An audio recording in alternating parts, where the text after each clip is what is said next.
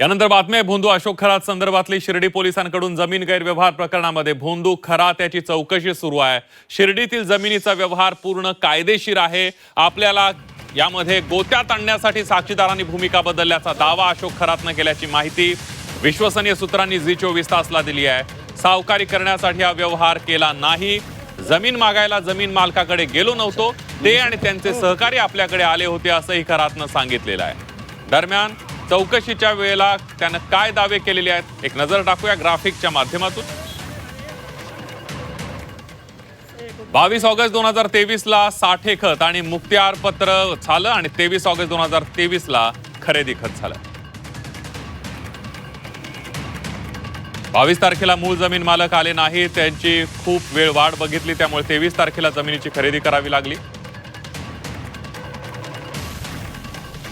22 आणि 23 तारखेला आम्ही रक्कम आरटीजीएस करून गोंदकर यांच्या खात्यावर पाठवली।